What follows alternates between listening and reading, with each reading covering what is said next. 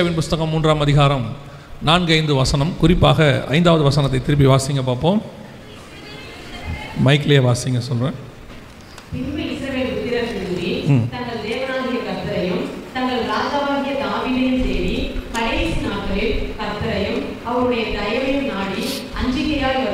இந்த வசனம் எதை குறித்து சொல்லப்பட்டிருக்கிறது சொன்னால், கடைசி நாட்களில் நடக்க வேண்டிய அடையாளங்களை குறித்து வேதம் சொல்லுகிறது.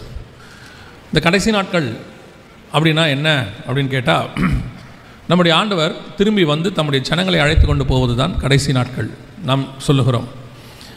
இந்த இயேசு கிறிஸ்துவினுடைய வருகை, சபை எடுத்துக்கொள்ளப்படுதல், இது மிக முக்கியமான ஒரு சரித்திர சம்பவம், ஆவிக்குரிய சம்பவம், சரித்திர சம்பவம், உலகத்தில் நடக்க வேண்டிய ஒரு சம்பவம் எல்லாத்துலேயும் இருக்குது. இப்படி இயேசுவினுடைய முதலாம் வருகை உலகத்தின் சரித்திரத்தையே தலைகீழ மாற்றி போட்டுருச்சு. கிபின்னு பிரிச்சிருச்சு, எல்லாம் பண்ணிருச்சு. அதே மாதிரி இப்போ இயேசுவின் 2ஆம் வருகையும் மிகப்பெரிய மாற்றத்தை, தாக்கத்தை இந்த உலகத்தில் ஏற்படுத்த போகிறது. அப்படி ஏற்படுத்துவதற்கு முன்பாக அடையாளங்களை ஆண்டவர் சொல்லியிருக்கிறார். குறிப்பாக இயேசுவின் வருகை என்பது ஏதோ ஒரு தலைவர் வந்து மீட்டிங் அட்டன் பண்ணிட்டு போகிற மாதிரிலாம் கிடையாது. இயேசுவின் வருகை என்பது மிக முக்கியமான காரியங்களை உலகத்தில் ஏற்படுத்தும், மாற்றங்களை ஏற்படுத்தும். ஸோ அதனால் ஆண்டவர் என்ன செய்கிறாரு, அதுக்கு முன்பதாக அந்த வருகைக்கு ஜனங்களை ஆயத்தப்படுத்துவதற்கு அநேக அடையாளங்களை வைக்கிறார். முதலாவது தடவை அப்படி தான், அவர் வந்ததுலேருந்து, பிறந்ததுலேருந்து, நட்சத்திரம் வந்ததுலேருந்து அடையாளம் ஆரம்பிக்குது. எப்போ வரைக்கும் அடையாளம் இருக்குதுன்னு கேட்டிங்கன்னா, ஒவ்வொரு அடையாளமாக சொல்லிக்கிட்டே வர்றார். யோவான் ஸ்நானகனை வச்சு சொல்கிறாரு, சிமியோனை வச்சு சொல்கிறாரு, தூதர்களை வச்சு சொல்கிறாரு, அப்புறம் வானசாஸ்திரிகளை வச்சு சொல்கிறாரு. இப்படி கடைசி சிலுவைக்கு போகிற வரைக்கும் அவர் முதல் முறை வந்ததுக்கான பழைய ஏற்பாட்டில் உள்ள அடையாளங்களை எல்லாம், தீர்க்க தரிசனங்களை எல்லாம் விவரித்து காண்பிக்கிறார். ஏன்னா அந்த நாளிலாவது அவர் யாருக்காக வந்தாரோ, எதற்காக காரியங்களை செய்தாரோ, அவர்கள் அவரை தெரிந்து கொண்டிருந்தால் நலமாயிருக்கும் அப்படின்னு சொல்கிறார். அதே மாதிரி 2வது முறை இப்போ வர்றதுக்கு முன்னாடியும் ஆண்டவர் எல்லா வகையிலும் தம்முடைய அடையாளங்களை குறித்து சொல்கிறார். வானத்தில் அடையாளம் இருக்குது, சூரியனில் இருக்குது, சந்திரனில் இருக்குது, நட்சத்திரங்களில் இருக்குது, பூமியில், சமுத்திரத்தில் இருக்குது, பறவைகளில் இருக்குது, மனுஷனில் இருக்குது, மரங்களில் இருக்குது, மலையில் இருக்குது, எல்லாத்துலேயும் அடையாளத்தை வச்சுருக்காரு. எதுக்காக அப்படின்னு கேட்டிங்கன்னா, எதை ஒன்றை பார்த்தாவது நாம் அவர் வருகைக்கு ஆயத்தப்பட்டுற வேண்டும், அவ்வளோதான். ஏன்னா மிக முக்கியமான ஈவெண்ட் இது. ஆனால் நாம் தான் அதை ரொம்ப அசட்டையாக எடுத்துக்கிறோம். இப்போ அந்த அடையாளங்களில் மிக முக்கியமானது என்ன அப்படின்னு கேட்டிங்கன்னா, இஸ்ரவேல் அப்படின்னு சொல்லக்கூடியதான ஒரு தேசத்தை குறித்தும், அந்த யூதர்கள் அப்படிங்கிறதான இனத்தை குறித்தும் தான் மிக முக்கியமான, எருசலேம், இது தான் மிக முக்கியமான அடையாளமாக இருக்கிறது. அந்த 3ஆம் அதிகாரம் 5ஆம் வசனத்தில் ஆண்டவர் கடைசி காலத்தின் அடையாளங்களாக ஒன்றாக இனத்தை சொல்கிறாரு அப்படின்னு சொல்லி பார்த்தீங்கன்னா, கடைசி நாட்களில் இஸ்ரவேல் புத்திரர் திரும்பி தங்கள் தேவனாகிய கர்த்தரையும் தங்கள் ராஜாவாகிய தாவீதையும் தேடி கடைசி நாட்களில் அஞ்சிக்கையாய் வருவார்கள் அப்படின்னு இருக்கிறது. இந்த இஸ்ரவேல் ஜனங்கள் திரும்பி வருவது தான் மிக முக்கியமான அடையாளம். பல வகையில் இஸ்ரவேலை குறித்த அடையாளம் இருக்கிறது. ஏசாயா தீர்க்க தரிசன புஸ்தகம் 43ஆம் அதிகாரம் 7வது வசனத்திலிருந்து வாசிங்க பார்ப்போம். 5வது வசனத்திலிருந்து, ஏசாயா 43:5.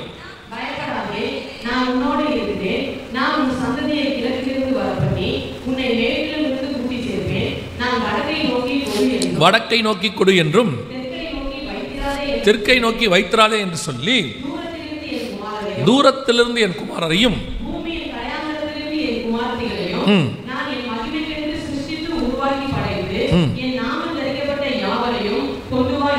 இது மீண்டும் இஸ்ரவேல் ஜனங்கள் எப்படி வருவார்கள் என்பதற்கான அடையாளங்கள். அங்கேயும் சொல்ற, ஏசாயா 43 சொல்றாரு, இங்கே ஓசியா 3:5 சொல்றாரு. இஸ்ரவேல் ஜனங்கள் திரும்பி வருவது ஒரு மிக முக்கியமான அடையாளம். நம் கண்களுக்கு முன்பாக இந்த தீர்க்க தரிசனங்கள் நடக்கணும். கவனிங்க, இது ஆண்டவர் சொன்னதான தீர்க்க தரிசனத்தினுடைய மிக முக்கியமான, நம் காலத்தில் 2021, 22, 25 எல்லாத்திலும் நடக்கிறது.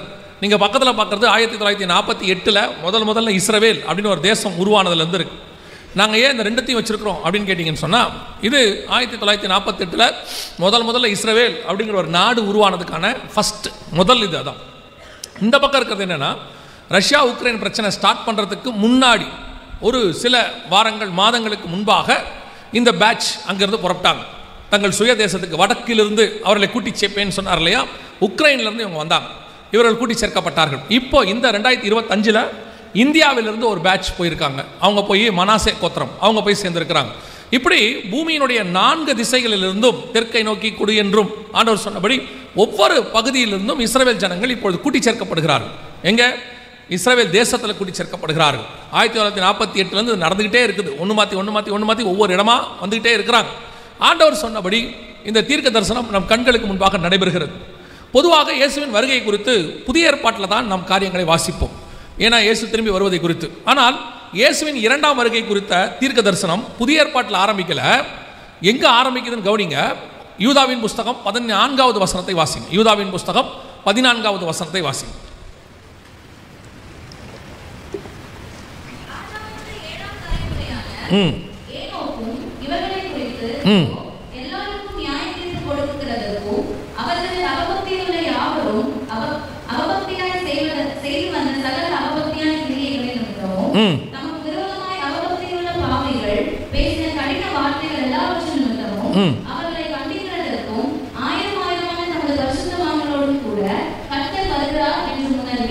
இருபதாம் அதிகாரத்திலையும் 16ஆம் அதிகாரம் வெளிப்படுத்தின விசேஷத்திலையும் சொல்லப்பட்டதான அந்த தீர்க்க தரிசனத்தினுடையதான முதல் விஷன் ஏனோக்கு கொடுக்கப்படுகிறது. 1000 பரிசுத்தவான்களோடு தேவன் பூமியை நியாயம் தீர்க்க வருகிறார் என்று முன்னறிவித்தான். அப்போ செகண்ட் கம்மிங்கை பற்றின விஷன் ஏனோக்கு இருக்கு. ஆதியாகமத்தின் புஸ்தகம் 49ஆம் அதிகாரம் 1வது வசனத்தை வாசிங்க. ஆதியாகமம் 49:1, 1-2 வாசிங்க. நீங்கள் கூடி வாருங்கள், கடைசி நாட்களில் உங்களுக்கு நேரிடும் காரியங்களை அறிவிப்பேன். இங்கேயும் பாருங்க, யாக்கோபுக்கு கடைசி நாட்கள் நடக்கிற சம்பவம் இருக்கு. அந்த அதிகாரத்தில் மட்டும் ஆன்டி கிரைஸ்டுடைய கிங்டமை குறித்தும் அதுக்கு கிரைஸ்டுடைய ரட்சிப்பை குறித்தும் அங்கே வேதம் சொல்லுது. அந்த இடத்துல ஒரு தரிசனமாக சொல்லுவார். ஒவ்வொரு காரியத்திலையும் பழைய ஏற்பாட்டு காலத்திலிருந்து இயேசுவின் 2ஆம் வருகை குறித்ததான மிக முக்கியமான தரிசனங்கள் அவங்களுக்கு இருக்கு. ஏதோ புதிய ஏற்பாட்டில் இன்னைக்கு தான் நாம் ஏதோ இதை பேசுகிற மாதிரி ஏதோ இப்பத்தினுடையதான தீர்க்க தரிசனமாக நினைக்காதீங்க.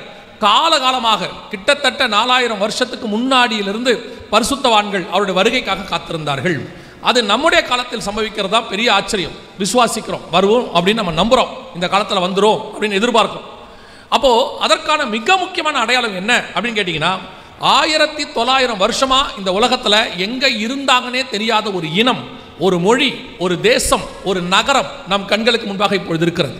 அதான் இஸ்ரவேல், எபிரேய மொழி, யூதர்கள், எருசலேம். இன்னைக்கு இருக்கு, நம்ம கண்ணுக்கு முன்னாடி இருக்கு ஆண்டவர் சொன்னபடி. ஸோ இந்த பழைய ஏற்பாட்டில் இயேசுவின் 2ஆம் வருகைக்கான அடையாளங்கள் ஆரம்பித்து, அதோட எனக்கு ரொம்ப ஆச்சரியப்பட்ட ஒரு விஷயம் என்ன அப்படின்னா, கொரோனா நேரத்தில் தான் அந்த வீட்டில் இருக்கும் பொழுது லாக்டவுனில் பழைய ஏற்பாட்டை தியானிப்பதற்கு கொஞ்சம் நேரம் கிடச்சி உட்காந்து படிச்சுட்டு, அப்போது இந்த ஓசியாவின் புஸ்தகமும் யோவேல் புஸ்தகமும் மிக முக்கியமாக இயேசுவின் 2ஆம் வருகைக்கான ஒரு பார்ட் அடையாளம் அதில் அப்படியே வரிசைக்கிரமாக இருந்துச்சு. எது அப்படின்னு கேட்டிங்கன்னு சொன்னால், இந்த இஸ்ரவேல் ஜனங்கள் திரும்பி வருவதில் ஆரம்பித்து இந்த 3ஆம் அதிகாரம் 4-5 வசனம் ஓசியால் ஆரம்பித்து சபை எடுத்துக்கொள்ளப்படுதல். நம்ம சொல்கிறோமே, ஒரு சாரார் சொல்கிறாங்களே, அப்படிலாம் சபை எடுத்துக்கொள்ளப்படுதல்லாம் கிடையாது, இயேசுவின் பகிரங்க வருகை மட்டும்தான் இருக்குது, சபை பரலோகத்துக்கு போகிறத பற்றிலாம் பைபிளில் இல்லை அப்படின்லாம் ஒரு கூட்டம் சொல்லுது. பைபிளில் இருக்குது, வசனம் இருக்குது.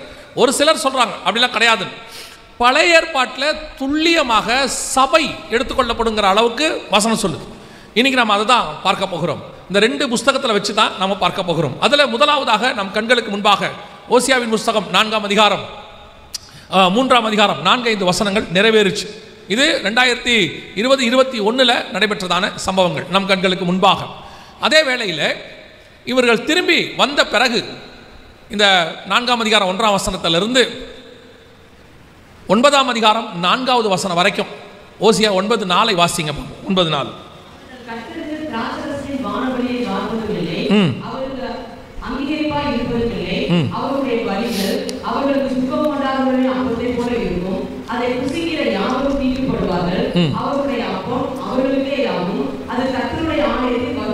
இந்த வசனம் என்ன சொல்லுதுன்னா, நீங்க அந்த வசனத்தினுடைய சாராம்சம் என்ன அப்படின்னா, ஆலயத்துக்கு அப்பமும் ரசமும் வராது அப்படின்னு இருக்கு. அந்த வசனத்தை நீங்கள் தெளிவாக படித்து பார்த்தீங்கன்னா, அவர்கள் திராட்சை ரசத்தின் பானபலியை வார்ப்பதும் இல்லை அப்படின்னு ஆரம்பிக்கும்.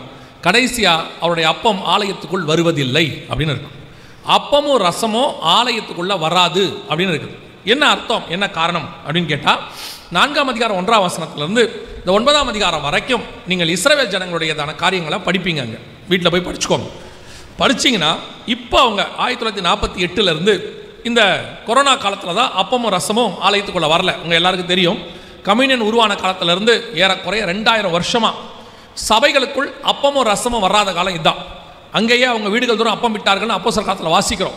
அங்கே ஆரம்பித்து ஏன் ரிச்சர்ட் உம்ராண்ட் ஐயா தன்னுடைய படும் வேதனையில் பரம வெற்றி அப்படின்னு ஒரு புக் இருக்குது, அவருடைய தான மிஷன் பாடுகளை பற்றி. அந்த புக்கில் கூட அவர் சொல்கிறாரு, ஜெயிலில் கூட அவர் கம்யூனியன் எடுத்தாராமா, ஜெயிலில் கூட அவர் கம்யூனியன் எடுத்தாராமா. போட்டு சிறைச்சாலையில் போட்டபோது அங்கே உள்ளதான விசுவாசிகளோடு இணைந்து அவங்களுக்கு கொடுக்கப்பட்டதான சாப்பாடு, அவங்களுக்கு கொடுக்கப்பட்ட தண்ணி இதெல்லாம் வச்சு அவர் கம்யூனியன் எடுத்தாராமா. அந்த அளவுக்கு இந்த கம்யூனியன், அதாவது திருவிருந்து மிக முக்கியமாய் பார்க்கப்பட்டது. ஆனால் உலகளாவிய ஒரு சபையில் கூட திருவிருந்து நடக்காம ஆண்டவர் டோட்டலாக க்ளோஸ் பண்ணி போட்டார். எப்போ அப்படின்னு கேட்டிங்கன்னா, கொரோனா பீரியடில் ஒரு 6 மாதம் எந்த சர்ச்சிலையும் நடக்கலை. அதாவது அஃபீஷியலாக நான் சொல்கிறேன், இல்லை நாங்கள் யாருக்கும் தெரியாமல் எடுத்தோம், அது உங்கள் இஷ்டம்.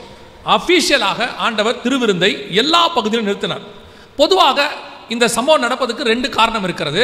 நீங்கள் 2வது காரணத்தை மட்டும்தான் உங்களுக்கு தெரியும். ஏன் அப்படின்னு சொன்னால் கொரோனா அப்படின்னு சொல்லுவீங்க, அதை பற்றி நம்ம பின்னாடி பார்ப்போம். ஆனால் அது இல்லாமல் இன்னொரு காரணம் இருக்குது. யோசித்து பாருங்க, இது ஒரு உடன்படிக்கை.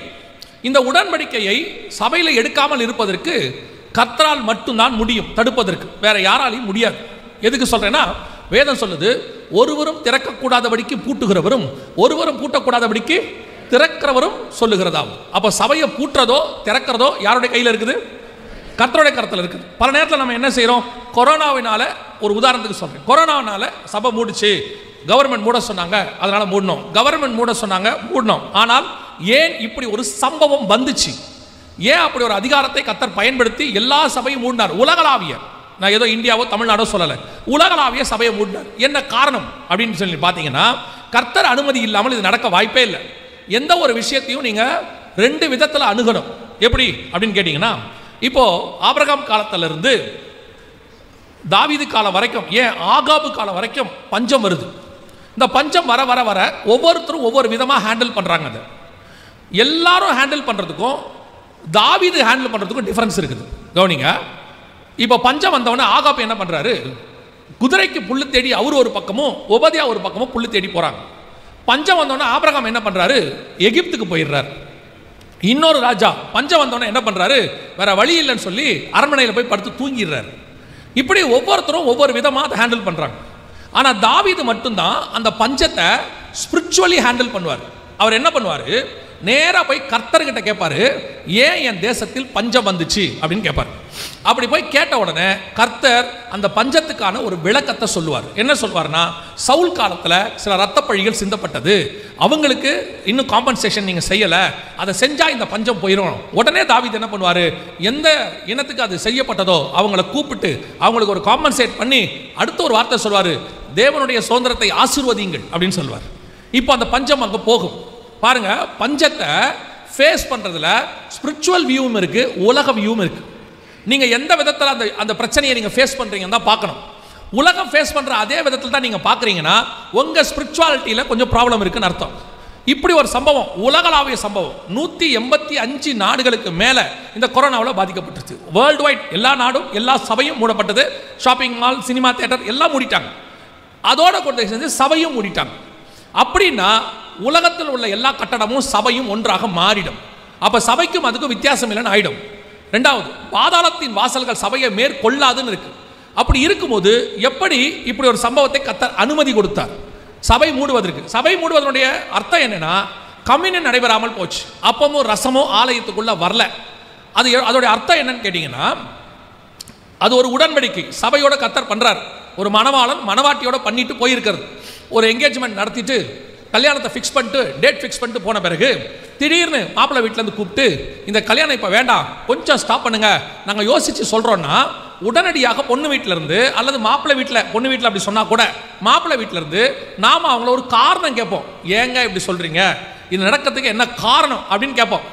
அந்த மாப்பிள்ளை வீட்டை தான் அதை கேட்போம், இல்லை அந்த பொண்ணு வீட்டை தான் கேட்போம். ஆனால் நாம் இப்படி நடத்தின உடனே சபை தேவனிடத்தில், மணவாளனிடத்தில் அதை கேட்கல, ஏன் கம்யூனியன் நின்றுச்சு ஆண்டவரே, இந்த உடன்படிக்கை ஏன் நிறுத்தினீங்க, அப்புறம் ரசமும் என் ஆலயத்துக்குள்ள ஏன் வரல அப்படின்னு சபை ஆண்டவரிடத்தில் கேட்கவே இல்லை. சபை உலகம் என்ன சொல்லுச்சோ அதை தான் கேட்டுச்சு. கொரோனா வைரஸ், யோசிச்சு பாருங்க, ஒரு கண்ணுக்கு தெரியாத வைரஸ் கர்த்தர் ரத்தம் சிந்தி சம்பாதித்த ஒரு சபையை, ஒரு உடன்படிக்கை நிறுத்த முடியுமானால் அப்ப சபை கொரோனாவுக்கு முன்னாடி என்ன நிலைமையில் இருக்குன்னு பாருங்க. இதுதான் நீங்க கேள்வி. அப்படி ஏன் கர்த்தர் அனுமதி கொடுத்தார்? அதான் கேள்வி. ஏன் கர்த்தர் அப்படி அனுமதி கொடுத்தார்? அப்ப கர்த்தரிடம் போய் அந்த கேள்வியை கேட்கணும்ல. அந்த கேள்வியை நம்ம கேட்கவே இல்லை. அந்த 4ஆம் அதிகாரம் ஓசியா புஸ்தகத்திலிருந்து 9ஆம் அதிகாரம் ஓசியா புஸ்தகம் வரைக்கும் இஸ்ரவேல் ஜனங்கள் செய்கிற அருவருப்புகளை குறித்து வேதம் சொல்லுது. அதே காலகட்டத்தில் சபையும் அந்த அருவருப்புகளை செய்கிறது. உதாரணத்துக்கு நான் உங்களுக்கு சொல்றேன். வெளிப்படுத்தின விசேஷம் 11ஆம் அதிகாரம் 8வது வசனத்தை வாசி. வெளிப்படுத்தல் 11:8 வாசி.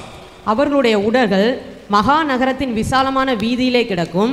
அந்த நகரம் சோதோம் என்றும், நல்லா கவனிங்க, அந்த நகரம் சோதோம் என்றும் எகிப்து என்றும் ஞானார்த்தமாய் சொல்லப்படும். அதிலே நம்முடைய கர்த்தரும் சிலுவையிலே அறையப்பட்டார். அதாவது எருசலேமுக்கு புறம்பே சிலுவையில் அறையப்பட்டார். நம்ம எல்லாருக்கும் தெரியும், கொல்கத்தாவில்.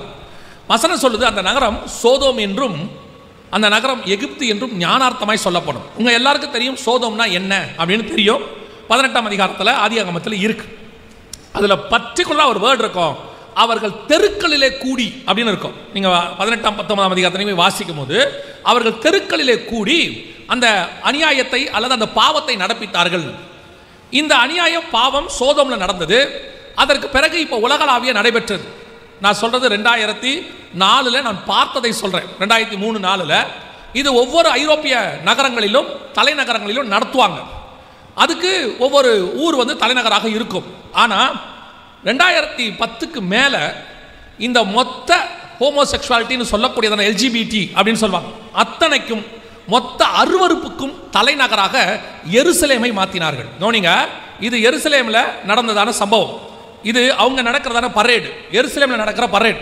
அதாவது சோதோமில் நீங்கள் என்ன பார்க்குறீங்களோ, இந்த வீடியோ முழுசாக பார்க்க வேண்டாம், சோதோமில் நீங்கள் என்ன படிக்கிறீங்களோ அது அப்படியே இங்கே இருக்கும்.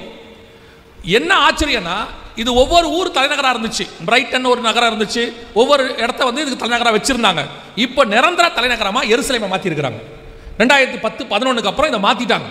ஸோ உலகத்தில் இருக்கிற அத்தனை பேரும் கோடிக்கணக்கான இந்த அருவருப்பான பாவத்தை செய்கிறவர்கள் அங்கே கூடுவார்கள்.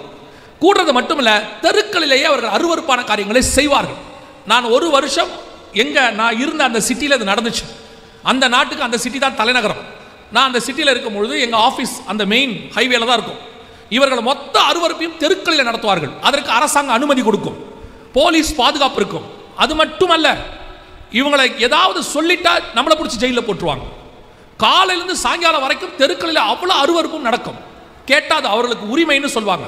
ஆனால் அதே நாடுகளிலே கிறிஸ்துவை பற்றி பகிரங்கமாக சொல்லுவதற்கு அனுமதி கிடையாது. கேட்டால் அது பப்ளிக் நியூசன்ஸ் சொல்லுவாங்க. ட்ராக்ஸ் கொடுத்தா நீங்க நாட்டை அழுக்காக்குறீங்க, பேப்பர் போட்டு குப்பையாக்குறீங்கம்பாங்க. ஆனா இவர்கள் போயிட்டு அதுக்கப்புறம் பார்த்தீங்கன்னா தெரு முழுக்க மது பாட்டல்களாக கிடக்கும், அருவருப்பான காரியங்கள் கிடக்கும். ஆனா இவங்களுக்கு அது உரிமை. நமக்கு கிறிஸ்தவர்களுக்கு அது கேட்டா என்ன சொல்லுவாங்கன்னா, அது நாட்டுக்கு அகைன்ஸ்ட் அப்படின்னு சொல்லி நமக்கு தடையங்க. இந்த நாடுகள் எல்லாம் செய்யும், அவ்வளவு அருவருப்பா இருக்கும். இதுக்கு தலைமை பீடமா ஜெருசலேமை மாத்திட்டாங்க. ஜெருசலேமில் இந்த பரேடை அந்த ஊர் மேயர் தான் ஆரம்பிச்சு வைப்பார். முடிக்கும் போது பார்த்தீங்கன்னா அந்த ஊர்ல இருந்து இருக்கிற பெரிய தலைவர் வந்தால் முடிச்சு வைப்பார். அந்த அளவுக்கு இது தலைநகராக மாறுச்சு. வெளிப்படுத்தின விசேஷம் 11ஆம் அதிகாரம் 8ஆம் வசனம் அப்படியே நிறைவேறிடுச்சு. நம் கண்களுக்கு முன்பாக ஞானார்த்தமாய் சோதோம் என்று சொல்லப்படும் அந்த தீர்க்க தரிசனம் அப்படியே நடந்துச்சு. இதெல்லாம் ஆண்டவர் பார்த்தார், அத்தனையும் பார்த்தார். இது எருசலேமில் நடந்துச்சு. இது அப்படியே சபைகளுக்குள்ளேயும் நடந்துச்சு. உலகளாவிய அமெரிக்காலெல்லாம் போயிட்டீங்கன்னா சபைகளுக்குள்ளேயே ஆணுக்கும் ஆணுக்கும் கல்யாணம், பெண்ணுக்கும் பெண்ணுக்கும் கல்யாணம், நாய்க்கு பூனைக்கு கல்யாணம். கல்யாணம் எப்போ நடக்கும்னு கேட்டிங்கன்னா 2 குழந்தையோட கல்யாணம் பண்ணுவாங்க. அது வரைக்கும் கேட்டால் லிவிங் டுகெதர், நாங்கள் ஒன்றா வாழ்ந்தோம், இப்போ தான் கல்யாணம் பண்ணிக்க ஆசைப்பட்டோம்னு சொல்லி 2 பேர் குழந்தையோட கல்யாணம் பண்ணிக்கொள்வாங்க.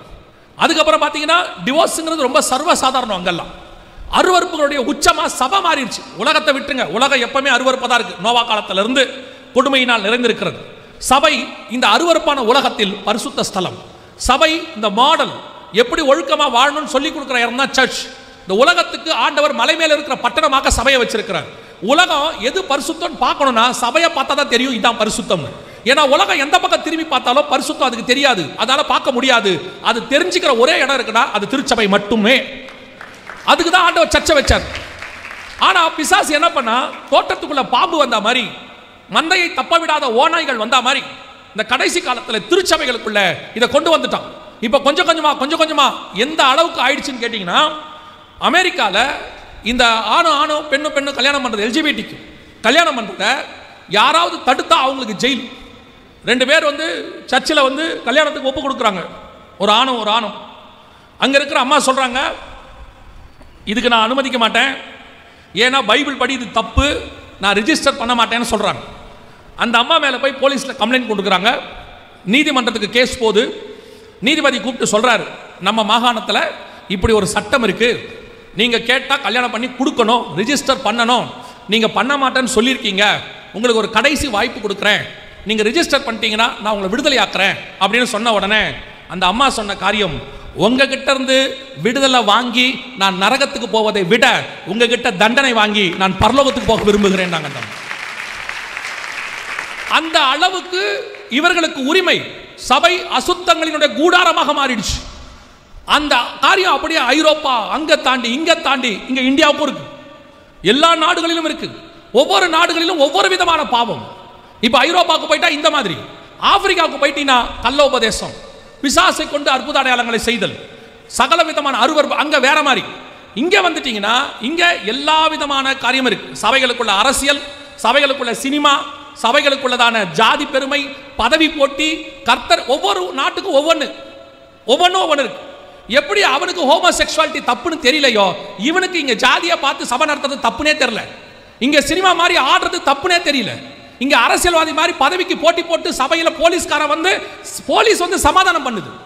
அந்த அளவுக்கு சபை கொள்ளையர்களின் கூடாரமாய் மாறி இருக்கிறது. கவனிச்சு கொள்ளுங்க.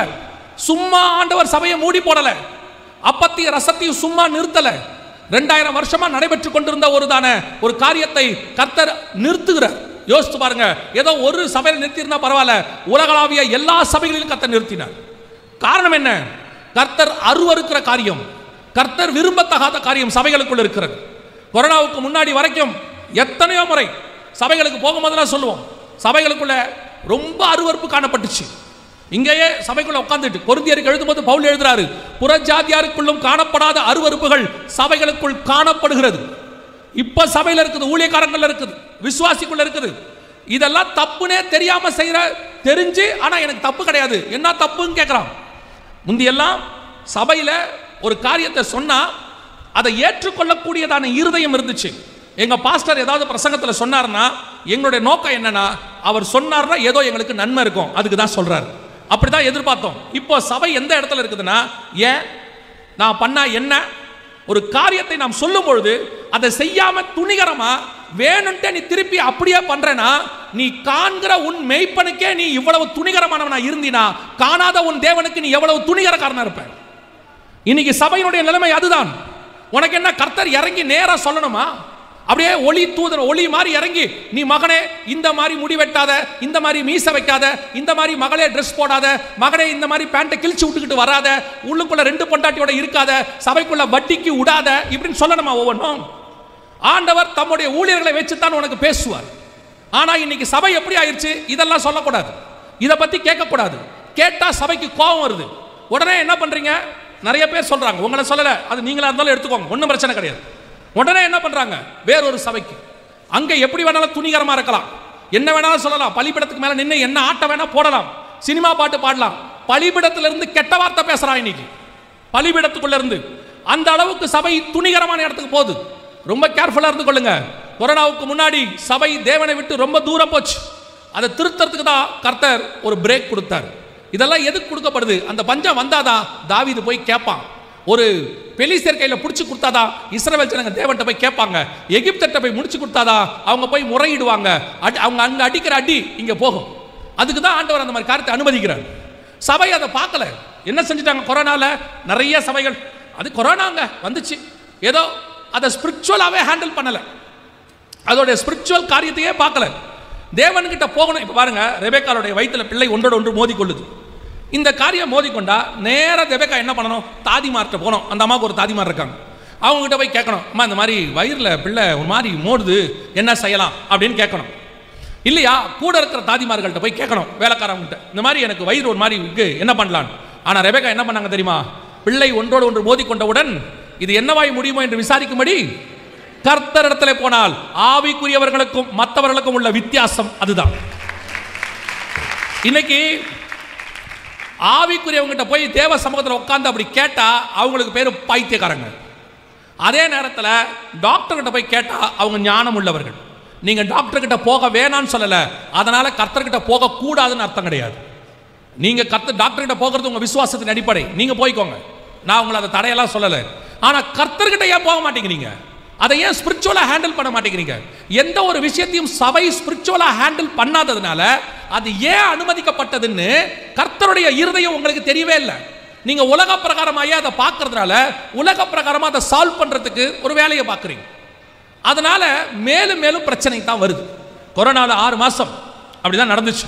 கர்த்தர் அப்பத்தையும் ரசத்தையும் நிறுத்தி போட்டார். பரவாயில்ல, இருக்கட்டும், இவங்க மனம் திரும்பட்டும். நான் சொல்லுவேன், உலகளாவிய நான் சொல்லுவேன், அந்த காலகட்டத்தில் உலகளாவிய தமிழ்நாட்டில் தான் முதலாக சபை திறப்பதற்கு அனுமதி கொடுக்கப்பட்டது. இந்தியாவிலேயே தமிழ்நாட்டில் தான் அனுமதி கொடுத்தாங்க. கர்நாடகாவில் கூட கொடுக்கல, தமிழ்நாட்டில் தான் அனுமதி கொடுத்தாங்க. மலேசியாவில் தான் 2020-21 தான் கொடுத்தாங்க. நான் கனடாவுக்கு 2023 போகும்போது அவங்க தான் அப்போதான் என்னை கூப்பிட்டாங்க. என்னன்னு சொன்னதுக்கு, பாஸ்டர் இந்த வருஷம் தான் எங்களுக்கு ஒன்றா கூடுறதுக்கு அரசாங்கத்தில் பர்மிஷன் கொடுத்துருக்காங்க, இது வரைக்கும் ஆன்லைன் சர்ச் தான் போதுன்னு சொன்னாங்க. பாருங்க, கொரோனாவுடைய தாக்கம் 2023 தான் கனடாவில் சர்ச் திறந்துருக்கு. 2022 தான் சில சபைகள் சில நாடுகளில் சபை திறந்துச்சு. கிழக்கத்திய நாடுகளில் 2021 உங்களுக்கு எனக்கு மட்டும்தான் 6 மாசத்துல கர்த்தர் சபை திறப்பதற்கு ஒரு அனுமதி கொடுத்தார். கர்த்தர் உங்கள் மேலையும் என் மேலையும் வச்ச கிருபை பெரியது. அதே நேரத்தில் அந்த கிருபையை போக்கடிக்காமல் இருக்க வேண்டியது உங்களுடைய என்னுடைய கடமை. சபைகளுக்குள்ள என்ன கிருபையை போக்கடிக்கிற காரியம் நடக்குது. கொரோனாவுக்கு பின்னாடி இன்னும் அதிகமாகிட்டே போகுது. கொரோனாவுக்கு முன்னாடி சினிமாக்கார மாதிரி பாடினா, கொரோனாவுக்கு பின்னாடி சினிமா பாட்டையே பாடுறான். கொரோனாவுக்கு முன்னாடி அரசியல்வாதி மாதிரி புல்பீட்டில் நின்னா, இப்போ அரசியல்வாதியாவே ஆயிட்டான். இது மேல் லெவலில் சொல்றேன். கீழ் லெவலில் இன்னும் மோசம். ஏன்னா நியாய தீர்ப்பு எப்பவுமே மேலிருந்து தான் தொடங்கும்னு எசேக்கியேல் புஸ்தகம் 9 சொல்லுது. இங்கிருந்து ஆரம்பிக்கும். தயவு செய்து கவனித்துக் கொள்ளுங்கள். கர்த்தர் சொன்ன அருவருப்புகளின் காலம் நம் கண்களுக்கு முன்பாக இருக்கு. ஓசியாவின் புஸ்தகம் 9:4 நம் கண்களுக்கு முன்பாக நடந்தது. இதே காலகட்டத்தில் கர்த்தர் சொன்ன, ஓசியாவில் சொன்ன அதே காலகட்டத்தில் நிறைவேற வேண்டிய ஒரு சில தீர்க்க தரிசனங்களும் துல்லியமாய் அதே காலகட்டத்தில் நடந்துச்சு. பொதுவாக நம்ம கொரோனாவில் பிஸியாக இருந்தோம். கொரோனாவை பற்றின நியூஸ் மட்டுமே கேட்டுக்கிட்டு இருந்தோம். அதுக்கு நடுவில் சொன்ன தீர்க்க தரிசனங்கள்லாம் நிறைவேறினதை நம்ம கவனிச்சிருக்க மாட்டோம். வாசிங்க, ஓசியாவின் புஸ்தகம் 12ஆம் அதிகாரம் 1வது வசனத்தை வாசி. எப்ராயிம் காற்றை மேய்ந்து கொண்டர் காற்றை பின்தொடர்கிறான். அவன் நாள்தோறும் பொய்யையும் கேட்டையும் வர்த்திக்க பண்ணி அசிரியரோட உடன்படிக்கை பண்ணுகிறான். எகிப்துக்கு எண்ணெய் கொண்டு போகப்படுகிறது. இந்த ஒரு வசனத்தில் 3-4 தீர்க்க தரிசனங்கள் இருக்கு. நீங்கள் அதை கவனித்து பார்த்தீங்கன்னா தெளிவாக தெரியும். அந்த 12:1 சொல்லுது. ஒவ்வொன்றாக ஒரு லைனாக நம்ம பார்த்தீங்கன்னா, முதலாவதாக எப்ராயிம் காற்றை மேய்ந்து கொண்டர் காற்றை பின்தொடர்கிறான். காற்றை மேய்தல் என்றால் என்ன? முதல்ல அதை பாருங்க. காற்றை மேய்தல் என்றால் என்ன? காற்றை மேய முடியுமா? அதான் முதல் கேள்வி. காற்றை மேய முடியுமா? நம்ம மேய்தல்னா என்ன எடுத்துக்கிறோம்? இப்போ ஆடு மாடு எல்லாம் புல்லு மேய்து, அதான் மேய்தல். இப்போ அதை அப்படி எப்படி நாம போய் காற்றை மேயறது அப்படின்னு கேட்டிங்கன்னா, 23ஆம் சங்கீதத்தை சொல்லும் போது ஆண்டவர் என்ன சொல்றாரு? கர்த்தர் என் மேய்ப்பராய் இருக்கிறார், நான் தாழ்ச்சி அடையேன், அவர் என்னை புல்லுள்ள இடங்களில். இதுக்கு என்ன அர்த்தம்? புல்லுள்ள இடங்களில் மேய்த்து அப்படின்னா என்ன அர்த்தம்? நம்மளை எல்லாம் கொண்டு போய் புல் இருக்கிற இடத்துல விட போறாருன்னு அர்த்தமா? இல்லை. அதுக்கு ஒரு ஸ்பிரிச்சுவல் தாட் இருக்குல்ல. அதோட அர்த்தம் என்ன? பசுமையான, ஃபாதர் அழகாக அந்த பாட்டை பாடுவார், பசுமையான புல்வெளியில் நடக்க செய்பவர். அது ஆக்சுவலாக டிரான்ஸ்லேஷனில் பசுமையான புல்லுன்னு தான் இருக்கும். அதோட அர்த்தம் என்னன்னா, கர்த்தர் உங்களுக்கும் எனக்கும் ஆத்மாவுக்கு தேவையான ஆகாரத்தை, கர்த்தருடைய வார்த்தை புல்லின் மேல் இறங்குற பனித்துளியை போல இருக்குமா. புல்லுனா நம்மளை தான் குறிக்குது. அதில் தான் அந்த வார்த்தை இறங்குமா, வந்து இறங்குமா. அப்போ அந்த புல்லுள்ள இடங்களில் என்னை கண்டு போய் என்ன செய்யறாரா? மேய்க்கிறார். அப்படின்னா என்ன அர்த்தம்? கர்த்தர் என்னை போஷிக்கிறாரு, என்ன வார்த்தையினால கொடுக்குறாரு. உலக பிரகாரமாக எடுத்துக்கிட்டா கூட, இந்த வசனத்தை வாக்குத்தத்தம் எடுக்கிறவங்க இருக்கிறாங்க, அப்படி எடுத்தா கூட கர்த்தர் என்னை என்ன செய்யறாரு? கர்த்தர் என்னை நித்தமும் நடத்துகிறார், தேவைகளை சந்திக்கிறார் அப்படின்னு அர்த்தம். மேய்தல் என்றால் என் தேவைகள் சந்திக்கப்படுதல், ஆகாரம், எனக்கு ஜீவன் கொடுக்கறது, அல்லது எனக்கு சர்வை பண்றதுக்கு காரணமா இருக்குது அப்படின்னு அர்த்தம். இப்போ நம்ம சாப்பிட்றது எப்படி நம்ம உடம்புக்கு தேவையோ அதே மாதிரி மேய்தல் அப்படின்னு அர்த்தம். இப்போ வசனம் இங்கே என்ன சொல்லுதான்? எப்ராயிம் காற்றை மேய்ந்து அப்படின்னா என்ன அர்த்தம்? எப்ராயிம் காற்றை சாப்பிட்டு தான் சர்வை பண்ணுவான். காத்துனால தான் அவனுடைய வாழ்க்கை சர்வைவல் நடக்கும் அப்படின்னு இருக்கு. இது எப்படிங்க காத்துனால சர்வைவல் நடக்கும்? காற்றை எப்படி மேய்தல் அப்படின்னு கேட்டா, இப்போ அதுவும் கொரோனாவிலிருந்து அது டபுள் மடங்கு ட்ரிபிள் மடங்கு ஆயிடுச்சு. அதுக்கு முன்னாடியே ஆரம்பிச்சிச்சு. என்னன்னு கேட்டிங்கன்னா, இப்போ நம்ம அத்தனை பேருடைய லைஃப்பும் காற்றை அடிப்படையாய் கொண்டது. எது அப்படின்னு கேட்டால், பேசிக் உங்கள் கையில் இருக்கிற செல்ஃபோன். அடிப்படை உங்கள் கையில் இருக்கிற செல்ஃபோன். செல்ஃபோன் எப்படி இயங்குது அப்படின்னு கேட்டிங்கன்னா, உங்கள் கையில் ஒரு இன்ஸ்ட்ருமெண்ட் இருக்குது, இன்னொருத்தர் கையில் ஒரு இன்ஸ்ட்ருமெண்ட் இருக்குது, ஒரு சின்ன டப்பா மாதிரி. இப்போ நீங்கள் போடுற கால் எப்படி அமெரிக்காவில் இருக்கிறவருக்கு, அரேபியாவில் இருக்கிறவருக்கு, ஆஸ்திரேலியாவில் இருக்கிறவருக்கு எப்படி போகுது, இந்த கால் எப்படி போகுது? நீங்கள் நம்பர் இதில் போடுறீங்க, போட்ட உடனே இங்கிருந்து ஒரு கனெக்ஷன் மேலே இருக்கிற சேட்டிலைட் செயற்கைக்கோளுக்கு போகுது. அந்த செயற்கைக்கோள் இங்கேருந்து எத்தனை ஆயிரம் கிலோமீட்டரில் இருக்குது, 300 கிலோமீட்டரில் ஆரம்பித்து 39,000 கிலோமீட்டர் வரைக்கும் சேட்டலைட் வச்சுருக்கிறாங்க. அங்கே போகுது. அங்கேருந்து நீங்கள் அமெரிக்கா நம்பரை போட்டிங்கன்னா, சரி இப்போ இப்படி சொன்னாங்க ஈஸியாக புரியும். அமெரிக்காவில் ஒருத்தர் உங்களை கூப்பிட்றாரு, கூப்பிட்ட உடனே +91 அப்படின்னா இந்தியாவுக்கு மேலே இருக்க சேட்டலைட்டுக்கு வந்துடும். அங்கிருந்து கீழே கிட்டத்தட்ட எத்தனையோ 100 கிலோமீட்டரோ 1000 கிலோமீட்டரோ 2000 கிலோமீட்டரோ கீழே வரும். உங்கள் ஃபோனுக்கு வருது. நடுவில் நெட்வொர்க் வேறு இருக்குது. இவ்வளோத்தையும் தாண்டி இவ்வளோ விஷயமும் எவ்வளோ நேரத்தில் நடக்குதுன்னு பார்த்தீங்கன்னா, ஒரு செகண்டில் நடக்குது. மிஞ்சி போச்சுன்னா 2 செகண்ட் 3 செகண்ட். சில வாட்ஸ்அப் நம்பர்லாம் போட்ட உடனே கிடைக்கும். அப்படி போட்ட உடனே அங்கே போயிடும். சில நேரத்தில் 2-3 செகண்ட் லேட் ஆகலாம், அவ்வளோதான். இதுதான் காற்றிலே நம்முடைய சர்வைவல். இது இப்படி தான் கனெக்ஷன் நடக்குது. சரி, ஆனால் இந்த காற்று அடிப்படையாய் கொண்ட இந்த செல்போன் இல்லாவிட்டால், இன்டர்நெட் இல்லாவிட்டால், வைஃபை இல்லாவிட்டால், நீங்கள் யோசிச்சு பாருங்கள், இன்றைக்கி நிலைமையை யோசிச்சு பாருங்கள். இப்போ இருக்க நிலைமையை, நான் ஃபோன் யூஸ் பண்ண மாட்டேன், இன்டர்நெட் வைஃபை இதை எதையும் யூஸ் பண்ண மாட்டேன்னு சொல்லுங்கள், உங்கள் வாழ்க்கை நடக்குமான்னு மட்டும் பாருங்கள். 80% நடக்காது. 80-90% என்ன செய்யாது? நடக்காது. 100% நடக்காது. எப்படி சொல்கிறேன்னா, 80% நேரடியாக காற்றை நம்பி நம்ம இருக்கிறோம். இப்போ நீங்கள் எங்கே போனாலும் முதல்ல உங்களை என்ன கேட்குறாங்க தெரியுமா? உங்கள் நம்பர் கொடுங்கன்னு தான் கேட்குறாங்க. உங்கள் நம்பர் என்ன? அது ஆதார் நம்பரோ அல்லது செல்ஃபோன் நம்பரோ. ஆதார் நம்பர்னால் உடனே கம்ப்யூட்டரில் போட்டு பார்க்குறாங்க. பார்த்த உடனே கம்ப்யூட்டரில் உங்கள் நம்பர் வரணும், உங்களை பற்றின டீட்டெயில்ஸ் வரணும். அதுக்கப்புறம் தான் மேற்கொண்டு கஸ்டமர் கேருக்கு போனாலும் சரி, ஒரு வேலைக்கு போனாலும் சரி, ஒரு இ சேவை மையத்துக்கு போனாலும் சரி, எங்கே போனாலும் உங்களுடைய நம்பர், உங்களுடையதான அந்த நெட்டு அது இல்லாட்டி நடக்காது. எங்கே வேணால் போங்க, நெட்டு டவுனாக இருக்குது சார், இப்போ பண்ண முடியாதுன்னு ஒரே விஷயம் சொல்லிடுறாங்க. ஸோ காற்று தான் இன்னைக்கு அடிப்படை, சர்வைவல் எல்லாமே நடக்குது. இந்த காற்றை வச்சு தான் கொரோனாவுக்கு முன்னாடி வரைக்கும் ஒரு 60-50% போயிட்டு இருந்துச்சு. கொரோனா வந்துச்சு, எல்லாத்தையும் காற்றுக்கு மாற்றிட்டாங்க. உதாரணமாக உங்களுடைய பிள்ளைகளுடைய படிப்பு ஆன்லைன் கிளாஸஸ் முழுக்க காற்றை நம்புச்சு. அடுத்து உங்கள் வேலை ஒர்க் ஃப்ரம் ஹோம் காற்றை நம்புச்சு.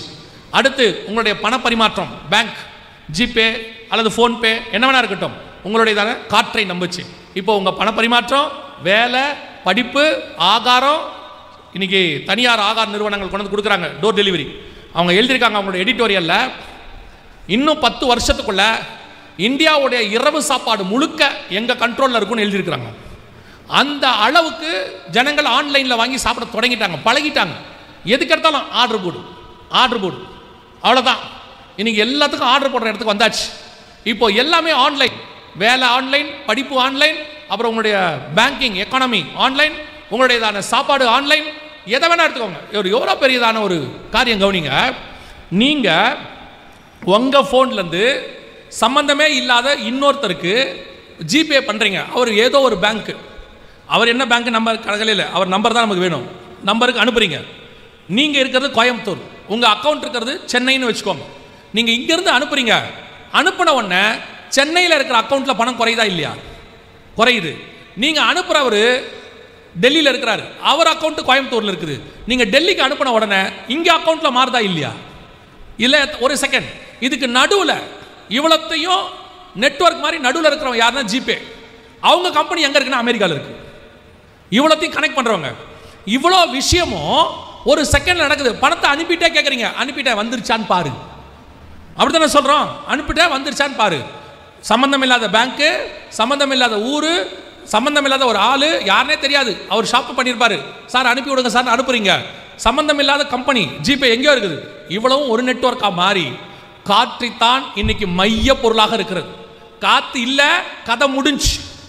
காற்றை மட்டும் ஆண்டவர் பிடிச்சிட்டாரு, மொத்த நெட்வொர்க் கொலாப்ஸ். அப்படி ஆகுமா அப்படின்னு கேட்டிங்கன்னா, வெளிப்படுத்தின விசேஷம் 7ஆம் அதிகாரம் 1 முதல் 4 வசனத்தில் ஒரு குறிப்பிட்ட நேரத்திற்கு கர்த்தர் காற்றை பிடிக்கிறார்னு இருக்கு. 7ஆம் அதிகாரம் 1-2 வசனங்கள் வாசிங்க பார்ப்போம். இவைகளுக்கு பின்பு பூமியின் 4 திசைகளிலும் 4 தூதர்கள் நின்று பூமியின் மேலாவது சமுத்திரத்தின் மேலாவது ஒரு மரத்தின் மேலாவது காற்று அடியாதபடிக்கு பூமியின் 4 காற்றுகளையும் பிடித்திருக்க கண்டேன். இப்படி ஒரு சம்பவம் இருக்கு. நம்ம காத்தை பிடித்திருக்க கண்டேன் என்ன நினைப்போம்? இதை காத்தை பிடிச்சிட்டு நிற்க போறாங்களா? இல்ல, எல்லாம் ஸ்தம்பிக்க போகுது, எதுவுமே டிராவல் ஆகாது, காற்றை அடிப்படையாக கொண்ட எதுவுமே வேலை செய்ய போகிறதில்ல. இப்போ பாருங்க, நடுவில் திடீர்னு மைக்ரோசாஃப்டில் ஒரு சின்ன பிரச்சனை வந்துச்சு.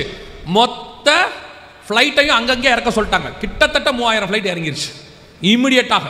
ஒரு 10 நிமிஷம் தான் பிரச்சனை. இது உலகளாவிய பிரச்சனை. ஆனால் என்ன ஆகும் பாருங்க. ஓசியா 12:1 காற்றை மேய்கிற காலம். 2வது, நீங்கள் அனுப்புகிற மெசேஜ் லிட்ரலாகவே மேயப்படுகிறது. நீங்கள் வாட்ஸ்அப்பில் அனுப்பினாலும் சரி, ஃபேஸ்புக்கில் அனுப்பினாலும் சரி, எக்ஸ் தளத்தில் அனுப்பினாலும் சரி, எதில் அனுப்புனீங்கனாலும் உங்கள் மெசேஜ் மேயப்படுகிறது, அதாவது படிக்கப்படுகிறது. நீங்கள் சொல்லுவீங்களே, பசங்க படிக்கும் போது நுனிப்புள் மேயாதடா நல்லா படி அப்படின்னு சொல்லுவோம்ல, அந்த மாதிரி உங்கள் மெசேஜ் எல்லாம் படிக்கிறாங்க. அது எப்படி எங்கள் மெசேஜ் அவங்க படிப்பாங்க? உங்களை பொறுத்த வரைக்கும் என்ன சொல்லுவீங்க? நான் மெசேஜ் அனுப்பின உடனே டெலீட் பண்ணிட்டேன். டெலீட் பண்ணிட்டா என் ஃபோனில் அந்த மெசேஜ் இருக்காது, யாருக்கும் தெரியாது. ஓகே, டெலீட் ஃபார் எவ்ரி ஒன்னு கொடுத்துட்டேன். இந்த மெசேஜ் அவர் ஃபோன்லேயும் இருக்காது, இனி அவங்களுக்கும் தெரியாது. நான் இப்போ எப்படி இருக்கிறேன்? சேஃபாக இருக்கேன். டெலீட் எனக்கு ஆயிடுச்சு, டெலீட் ஃபார் எவ்ரி ஒன் அவங்களுக்கு ஆயிடுச்சு. Okay, right. ஆனால் உங்கள் மெசேஜ் உங்கள் 2 பேருக்கு தான் டெலீட் ஆகிருக்குது. உங்கள் மெசேஜ் நீங்கள் எந்த அடிப்படையை அனுப்புகிறீங்களோ, வாட்ஸ்அப்போ ஃபேஸ்புக்கோ யார் மூலமாக அனுப்புகிறீங்களோ அவங்கக்கிட்ட அந்த மெசேஜ் குறைஞ்சபட்சம் 90 நாள்லேருந்து 180 நாள் வரைக்கும் இருக்கும். கம்பல்சரி இருக்கும். நீங்கள் அனுப்புகிற வீடியோ, நீங்கள் அனுப்புகிற ஃபோட்டோ, நீங்கள் அனுப்புறதான மெசேஜ் எல்லாம் அவங்ககிட்ட இருக்கும். அது எப்படி சொல்கிறீங்க அவங்ககிட்ட இருக்குன்னு? நீங்கள் அந்த ஆப்பை டவுன்லோட் பண்ணும்போது அவங்க 3 கேள்வி கேட்பாங்க. நீங்கள் அந்த கேள்வியை கன்ஃபார்மாக படிச்சிருக்க மாட்டீங்க. ஏன்னா நமக்கு ஆப்பை டவுன்லோட் பண்ணுற வேகம் பாருங்க. அப்படியே போட்ட உடனே அவங்க அது வேற டேர்ம்ஸ் அண்ட் கண்டிஷன் நேராக போட்டுப்பாங்க பெருசாக. நம்மளால் ஆப்பை டவுன்லோட் பண்ண ஸ்க்ரோல் உருன்னு எடுத்துடுவோம். அப்படியே போட்டு கீழே அக்செப்ட், அவ்வளோதான். பெரிய ஒயிட் ஹவுஸில் சைன் ட்ரம்ப் போடுற மாதிரி போடுவார். அதில் என்ன கேட்டான் தெரியுமா? நீங்கள் படித்தா கூட உங்களுக்கு தெரியும், உங்கள் ஃபோனில் இருக்கிற கான்டாக்ட்ஸ், இமெயில் எல்லாத்தையும் நாங்கள் அக்சஸ் பண்ணுறோம். நீங்கள் அதுக்கு என்ன பண்ணீங்க? ஓகே, முதல்ல நீ ஆப்பை ஓப்பன் பண்ணு, அதுக்கப்புறம் பேசிக்கலாம். அடுத்து அவன் சொன்னான், உங்களுடைய மீடியாஸ், உங்களுடைய வீடியோ, இமேஜ், மைக்ரோஃபோன் எல்லாத்தையும் நாங்கள் என்ன செய்வோம்? ஆக்சஸ் பண்ணுவோம். ஓகே. கடைசியாக ஒன்று சொன்னால், உங்களுடைய டீட்டெயில்ஸ் அத்தனையும் எங்களுடைய தேர்ட் பார்ட்டிஸ், எங்களோடு இருக்கிற கம்பெனிஸ், அவங்கக்கிட்ட நாங்கள் ஷேர் பண்ணுவோம். அவங்ககிட்ட வேணாலும் கொடு, நீ ஆப்பை ஓப்பன் பண்ணினா போதும், அவ்வளோதான். இப்போ நீங்கள் அனுப்புகிற ஒவ்வொரு மெசேஜும் சில கம்பெனிகள் கையில் போகிறது. உங்களுக்கு தெரியுமா தெரியாதான்னு தெரியாது. நான் சொல்கிறது உங்களுக்கு நடந்திருக்கும், ஆனால் இதனால தான் உங்களுக்கு தெரிஞ்சிருக்காது. நீங்கள் வேணால் இனிமேட்டு கூட ட்ரை பண்ணி பாருங்கள். உங்கள் வாட்ஸ்அப்லையோ ஃபேஸ்புக்லையோ அல்லது இன்ஸ்டாலையோ உங்கள் ஃப்ரெண்டுக்கு ஒரு மெசேஜ் போடுங்க. ஒரு 2-3 தடவை போடுங்க.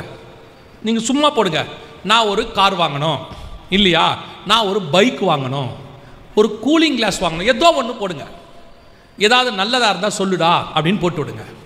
கரெக்டாக 48 மணி நேரத்துக்குள்ளே, இல்லை ஒரு 72 மணி நேரத்துக்குள்ளே உங்களுடையதான அந்த விண்டோவில் ஒரு விளம்பரம் ஒன்று வரும். நீங்கள் கேட்ட பொருள் விளம்பரமாக வரும், ஏதோ ஒரு ரூபத்தில் வரும். அது மெயிலாய் வரும், அல்லது விளம்பரமாக வரும், அல்லது யார் மூலமா எப்படியோ வரும், அந்த விளம்பரம் வரும். இப்போ நீங்கள் அதை பார்த்தோன்னே என்ன தோணும் அப்படின்னா, இதைத்தான் நான் வாங்கணும்னு நினச்சேன், அந்த பையன்கிட்ட கேட்ட ரிப்ளையே பண்ணல, இதுதான் நான் பார்க்கணும்னு நினச்சேன் நீங்கள் நினைப்பீங்க. ஃபஸ்ட்டு கொஞ்சம் நீங்கள் ஆவிக்குறைவளாக இருந்து ஸ்ட்ராங்காக இருந்தீங்கன்னா என்ன நினைப்பீங்கன்னா, நான் ஜெபம் பண்ணிக்கிட்டே இருந்தேன், கர்த்தரே எனக்கு காண்பித்தார், தேவ சித்தம்னு முடிவெடுத்துருவீங்க. ஆமாம், நம்ம தான் எல்லாத்தையுமே ஆவிக்குரியவன் எல்லாவற்றையும் அப்படிதான் உடனே காட்ஸ் வில் இதுதான் அப்படின்னு. எப்படி இந்த ஆட் வருது? நீங்கள் தேடுகிறது எப்படி ஆடாக வருகிறது? நீங்கள் வேணால் நான் சொல்கிறத போய் அடுத்து ட்ரை பண்ணி பாருங்கள் எப்படி வருது அப்படின்னு கேட்டிங்கன்னா, உங்களுடைய மெசேஜை மட்டும் படிக்கிறதுக்குன்னு 300க்கும் மேற்பட்ட கால் சென்டர்ஸ் இருக்குது. கீவேர்ட்ஸ் வச்சுருப்பாங்க. ஒவ்வொரு மெசேஜில் இருக்கிற கீவேர்டும் அவங்களுக்கு தெரியும். அந்த கீவேர்டை உள்ள மெசேஜ் வந்து அவங்க படிப்பாங்க. அந்த மெசேஜில் என்னென்ன கீவேர்டு அவங்க ஃபிக்ஸ் பண்ணுறாங்கன்றது அவங்களோட இஷ்டம். அவங்க அதை என்ன பண்ணுவாங்கன்னா, போகிற அந்த கம்பெனிஸ், இவர் இந்த ஏரியாவில் இப்படி ஒரு கார் தேடுறாருன்னு அந்த ஏரியாவில் உள்ள கார் கம்பெனிஸுக்கு அனுப்பி வைப்பாங்க. ஒரு சிம்பிளாக உங்களுக்கு புரியும்படி சொல்கிறேன், எப்படி இல்லாமல் நடக்குமான்னு. நீங்கள் எங்கே போனாலும், எந்த கடைக்கு போய் பில்லு வாங்கினாலும் உங்கள் ஃபோன் நம்பர் கேட்குறாங்களா? உங்கள் நம்பர் சொல்லுங்கள் சார் அப்படின்னு சொல்கிறாங்களா? எதுக்காக? நீங்கள் பொருள் வாங்கினீங்க, பணம் கட்டிட்டீங்க, அதுக்கு பில்லும் கொடுத்துட்டாங்க, எதுக்கு நம்பர் கேட்டாங்க? நல்லா புரிஞ்சுக்கோங்க, உங்களுடையதான டேட்டாஸ் ஒரு சொத்து. இப்போ அவங்க எல்லாருக்கும் டேட்டாஸ் கலெக்ஷன் என்பது ஒரு சொத்து. ஒருத்தருடைய நம்பர், இப்போ உங்கள் நம்பரை நீங்கள் கொடுக்க உங்கள் நம்பரை அவங்க போட்டு பார்த்தாங்கன்னா இந்த ஒரு மாதத்துக்குள்ளே நீங்கள் என்னென்னலாம் பர்ச்சேஸ் பண்ணீங்க, எந்தெந்த கடைகளுக்கு போனீங்க, எங்கெங்கெல்லாம் இந்த நம்பரை யூஸ் பண்ணியிருக்கீங்கன்னு உங்களை பற்றி ஒரு டேட்டா ரெடி பண்ணுவாங்க. அந்த டேட்டா வச்சுக்கிட்டு உங்களுக்கு என்ன பிடிக்கும், எந்த மாதிரி விரும்புகிறீங்களோ அதை உங்களுக்கு விளம்பரமாக அனுப்புவாங்க. இது ஒரு பெரிய பிஸ்னஸ். இதுக்கு ஒரு 300 கால் சென்டர்ஸ் குறைஞ்சபட்சம் இந்தியாவில் மட்டும் இருக்குது. தயவு செய்து செல்ஃபோனை கரெக்டாக ஹேண்டில் பண்ணுங்கள். தேவைக்கு மட்டும் பேசுங்க, தேவையில்லாததை பேசாதீங்க, தேவையில்லாத மெசேஜஸ் அனுப்பாதீங்க, அது உள்ள உட்காந்துக்கிட்டு பர்சனல் டீட்டெயில்ஸை போடாதீங்க. சிலர்லாம் பார்த்தீங்கன்னு சொன்னால் தங்களுடைய பர்சனல் டீட்டெயில்ஸ் எல்லாம் அதில் போட்டு விட்டுறது, அதில் போட்டு விட்டுட்டு அப்புறமா மாட்டிக்கிட்டு முழிக்கிறது. நான் சொல்கிறது உண்மை. அப்படியே உங்களோட பேங்க் டீட்டெயில்ஸ்லேருந்து எல்லாத்தையும் அதில் போட்டு வச்சிடறாங்க சேஃப். இதில் வேறு உங்களுக்கு இருக்கிற ஒரே சேஃப்டி என்ன, நான் பாஸ்வேர்ட் போட்டு வச்சிருக்கிறேன், யாராலையும் கண்டுபிடிக்க முடியாது. இவங்களுக்கு இருக்கிற ஒரே ப்ளஸ் பாயிண்ட் என்னது, பாஸ்வேர்ட். என்ன பாஸ்வேர்ட் போட்டிங்க, அந்த 9க்குள்ளே எதையாவது போட்டு வச்சுருப்பீங்க, அவ்வளோதானே, மொத்தமே அவ்வளோதானே. சரி, நீங்கள் பாஸ்வேர்டை தொலைச்சிட்டீங்க, மறந்துட்டீங்க. இப்போ உள்ளே போனோம், என்ன பண்ணுவீங்க, ஃபர்கெட் பாஸ்வேர்ட். ஃபர்கெட் பாஸ்வேர்டுன்னு கொடுத்தோன்னா அவங்க என்ன பண்ணுறாங்க, உங்களுக்கு ஒரு ஓடிபி அனுப்புகிற ஒன் டைம் பாஸ்வேர்டு ஒன்று அனுப்புவாங்க. அதை வச்சு நீங்கள் என்ன பண்ணுறீங்க, உள்ளே போகிறீங்க. இப்போ யோசிச்சு பாருங்கள், அந்த பாஸ்வேர்டை வச்சு நீங்கள் உள்ளே போகலான்னா அந்த பாஸ்வேர்டை வச்சு அவன் உள்ளே போக முடியாதா, போகலாமா இல்லையா? அப்புறம் என்ன பாஸ்வேர்டு, நீங்கள் எப்போ கேட்டாலும் அந்த ஓடிபி தராங்க தானே, இமிடியேட்டாக தராங்க தானே, அப்புறம் என்ன அதுக்கு பேர் பாஸ்வேர்டு? அது உங்களுக்கு நீங்கள் மனசாந்திக்காக வச்சுக்கிறது. பாஸ்வேர்ட் போட்டு வச்சுருக்கேன், யாருக்கும் தெரியாது, அதெல்லாம் ஒரு மண்ணாங்கட்டியும் இல்லை, அது நமக்கு நாமே வச்சுக்கிறது. அந்த பாஸ்வேர்டு எதுக்கு யூஸ் ஆகுனா, உங்கள் வீட்டில் வச்சுக்கிட்டிங்கன்னா உங்கள் மனைவிக்கு தெரியாது, அதுவும் நல்ல மனைவியாக இருந்தால் கண்டுபிடிச்சிருது. அந்த அம்மாவுக்கு அப்படியே பார்க்குது, பார்த்தவொடனே கண்டுபிடிச்சிருது, இந்த ஆள் இந்த நம்பரை தவிர வேறு எதுவும் வைக்க மாட்டான். அதில் வேறு அவர் அப்படியே இந்த சில ஆட்கள்லாம் பார்த்தீங்கன்னா ஸ்க்ரீனில் படம் வரைவாங்க. அது வரைஞ்சிட்டு வச்சுட்டு போனோடனே பையன் எடுத்து அதே மாதிரி போட்டு கோர்த்து காட்டுறான். இவர் கேட்குறாரு, எப்படா திறந்த, ஆமாம் இவர் பெருசாக பாட்டார், நான் தான் பார்த்துக்கிட்டே உட்காந்துருந்தேன். அதனால் இந்த பாஸ்வேர்டு அப்படின்லாம் நினச்சி உங்களை நீங்களே ஏமாற்றிக்காதீங்க. You must be safe. உங்களை நீங்கள் தான் பாதுகாப்பாக வச்சுக்கணும். தேவையில்லாத காரியங்களை அதில் அப்லோட் பண்ணாதீங்க. செல்ஃபோனுங்கிறது பேசுறதுக்கான ஒரு பொருள், அவ்வளோதான். இப்போ ஆன்லைனில் கொண்டாந்துட்டான், காற்று அதில் கொண்டாந்தாச்சு. அப்போது நீங்கள் உலகத்துக்கு ஓப்பனாக இருக்கிறீங்க. அதில் எதை வைக்கணுமோ அதான் வைக்கணும், எதை வைக்கக்கூடாது அதில் வைக்கக்கூடாது. இப்போ நீங்கள் யோசிச்சு பாருங்கள், பீரோக்கு வெளியே எதை வைக்கணும்னு இருக்குது, பீரோக்குள்ளே வைக்கணும் எது இருக்குது, நீங்கள் கரெக்டாக வைக்கிறீங்க. அதே மாதிரி செல்ஃபோனுக்குள்ளே என்ன வைக்கணும், செல்ஃபோனுக்குள்ளே என்ன வைக்கக்கூடாதுன்னு இருக்குது. நீங்கள் எல்லாத்தையும் பாதுகாப்பாக இருக்கட்டும் செல்ஃபோனுக்குள்ளே கொண்டு போய் வைக்கிறீங்க. இருக்கிறதே மோஸ்ட் டேஞ்சரஸ் ஓப்பன் புக்கு அதான். நிறைய பேருக்கு அந்த பழக்கம் இருக்குது, குறிப்பாக பெண் பிள்ளைகள் நிறைய ஃபோட்டோஸ் எடுத்து எடுத்து எடுத்து எடுத்து ஏற்றுறது. அதுவும் இந்த கடைசி காலத்தில், அதுவும் தீர்க்க தரிசனம் தான். கடைசி காலத்தில் இந்த செல்ஃபி மோகம்னு ஒன்று இருக்குது இல்லையா, அதுவும் இருக்குது பைபிளில். 2 தீமோத்தேயுவின் புஸ்தகம் 3ஆம் அதிகாரம் 1-2 வசனம் வாசிங்க. மேலும் கடைசி நாட்களில் கொடிய காலங்கள் வருமென்று அறிவாயாக. எப்படியெனில் மனுஷர்கள் தற்பிரியராயும். ஃபர்ஸ்ட் என்ன இருக்கு, தற்பிரியம். வேற ஒண்ணும் இல்லை, செல்ஃபி. தற்பிரியம்னா என்ன, நம்மளே பார்த்து இப்படி கோணல் மானலாம் வச்சு எடுக்குது, அதுக்கே திருப்தி இல்லை, டெலீட் பண்ணிடுது, திருப்பி வைக்கிது. ஒரு ஃபோட்டோ எடுத்து பார்க்குறதுல தப்பு இல்லை, ஏதோ விருப்பப்படுறோம். ஒரு நாளைக்கு 300 ஃபோட்டோ, அதில் வேறு அதுவே ஃபோட்டோ ஷூட் பண்ணிக்குது. இப்படி போட்டு போட்டு போட்டு அதை ஸ்டோர் பண்ணி அந்த ஃபோட்டோவை ஸ்டோர் பண்ணி ஃபோன் ஸ்டோரேஜ் பத்தலைன்னு பெரிய ஃபோன் வாங்குது. 128 GB 256 GB வாங்கி ஃபோட்டோவாக வைக்கிது. சரி, வைக்கிறது கூட பரவாயில்ல, யாருக்காவது அனுப்பியும் விடுது, நம்பி அனுப்புது. அவன் அந்த ஃபோட்டோவை என்ன பண்ணுறான், சேட்டை. அப்புறம் அனுப்பிவிட்டு நல்லா தெரிஞ்சுக்கொள்ளுங்க, இப்போ உங்களுடைய ஒரு ஃபோட்டோவோ ஒரு வீடியோ மட்டும் இருந்தால் போதும் உங்களை எப்படி வேணாலும் மோசமாகி மாற்ற முடியும். நான் ஒரு ஸ்டுடியோவுக்கு இதுக்கு போயிருக்கிறேன், ஷூட்டிங்க்கு ஹைதராபாத்தில். அப்போது ஒரு பிரதர் எடுத்து இப்படி காட்டுறாரு, என் வீடியோ காட்டுறாரு. அவ்வளோ அழகாக நான் இங்கிலீஷ் பேசுகிறேன், என் லைஃப்பில் பேசினதில்லை. அழகாக இங்கிலீஷ் பேசுகிறேன், 3 நிமிஷம் வீடியோ ஓடுது. எனக்கு இந்த குரல் வந்து என் குரல் தான், என்னுடைய குரல் தான் இருக்குது, வேறு யார் குரலுமே இல்லை, என் குரல் தான் இருக்குது. எனக்கு பயங்கர ஆச்சரியம், நம்ம இந்த வீடியோ பேசலை. அதை விட பெரிய ஆச்சரியம், லிப் சிங்க் ஆகுது, கரெக்டாக லிப் சிங்க் ஆகுது. எனக்கு ஆச்சரியம், நான் பேசலை, இது வரைக்கும் இப்படி ஒரு வீடியோ எடுக்கலை, ஆனால் இதே மாதிரி ஷட்டை போட்டு நம்ம வீடியோ கொடுத்துருக்குறோம். இது என்னன்னு கேட்டால் அவங்க சொல்கிறாங்க, பாஸ்டர் உங்களுடையதான வாய்ஸை வச்சு இதே மெசேஜை இங்கிலீஷ்க்கு மாற்றிட்டோம், எப்படியா லிப்சிங் ஆகுது? அதுக்கு ஒரு ஆப் இருக்கு பாஸ்டர், அதுக்கேற்ற மாதிரி லிப்சிங்கும் பண்ண வைக்கலாம். இப்போ உங்க ஒரு வீடியோ இருந்தா போதும் 10 லாங்குவேஜில் உங்களை பேச வச்சிடலான்றாங்க.